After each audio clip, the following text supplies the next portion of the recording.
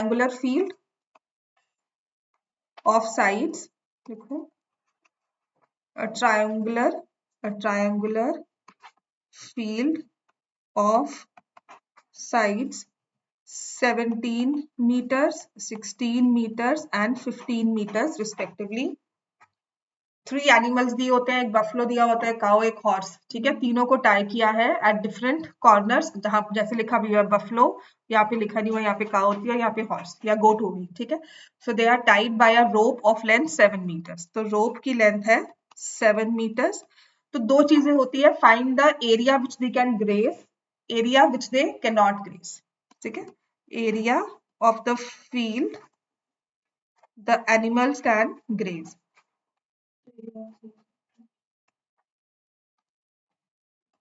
और होता है सेकंड पार्ट होता है कांट ग्रेज, ठीक है।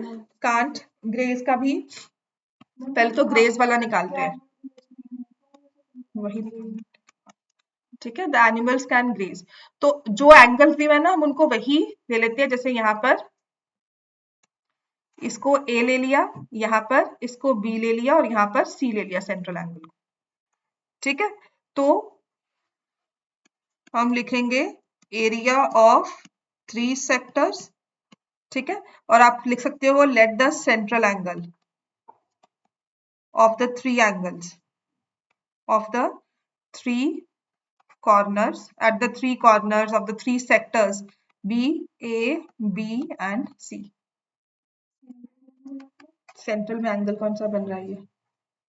ये सेक्टर ही हुआ ना एक तरह से, तो सेक्टर का एंगल चाहिए होगा हमें, तो हमने ABC ले लिया, ठीक है। एरिया ऑफ 3 सेक्टर्स निकालेंगे, एरिया ग्रेस्ड बाय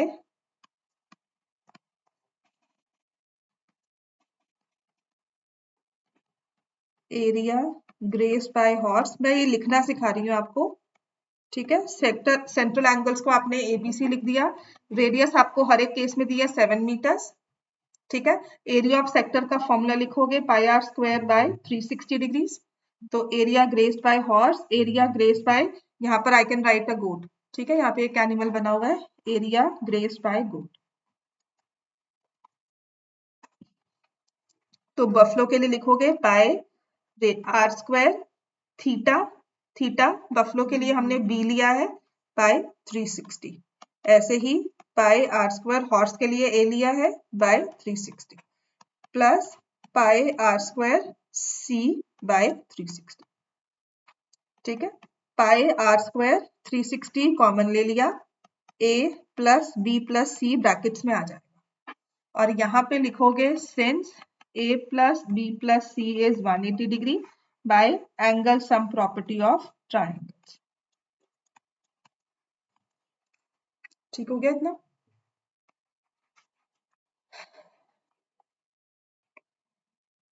तो यहाँ से हम लिखेंगे पाई आर स्क्वायर 360 इंटू 180, ये आ जाएगा। अब इसमें पुट कर दो पाई 7 square by 2, 22 by 7, 7 into 7 into 1 by 2. So the area the 3 animals can graze in total is 77 square meters.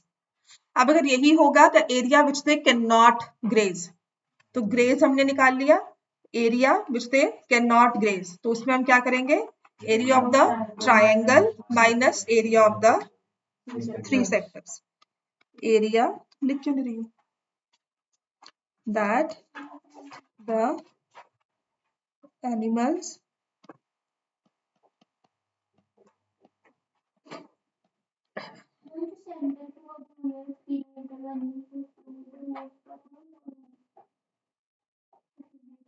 बस देने का उसका मन किया समझाने का कि हाँ 3 मीटर बच गया, तो वैसे भी है यहाँ पे 1 मीटर बच गया, 7 7 14 है तो यहाँ 1 बच गया, 7 7 14 है तो यहाँ 2 बच गया, तो क्या क्या area of triangle minus area of 3 sectors.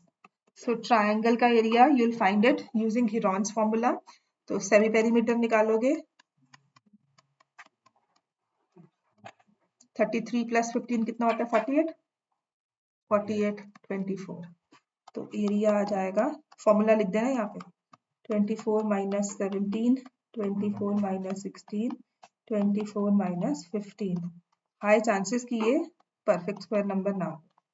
तो 24 इंटू 7 इंटू 8 इंटू 9 ये आ रहा है, ठीक है।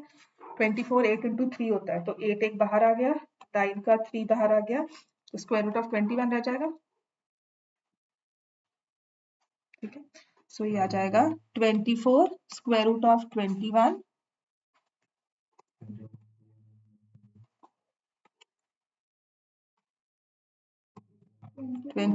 माइनस 77 स्क्वायर रूट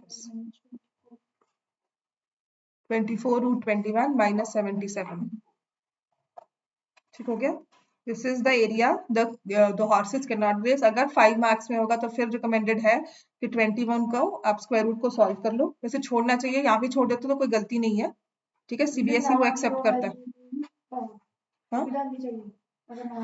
देखो रिकमेंडेड नहीं होता है, कुछ टीचर्स कहते हैं कि हाँ रखो, बिकॉज हाँ देखो स्कूल में मुझे नहीं पता, बट द फैक्टर्स की जब आपके एनसीईआरटी के पेपर में बुक्स में भी लास्ट में उसमें वैल्यूज नहीं डाली गई, तो आप वहीं पे छोड़ सकते हो, ठीक है ना।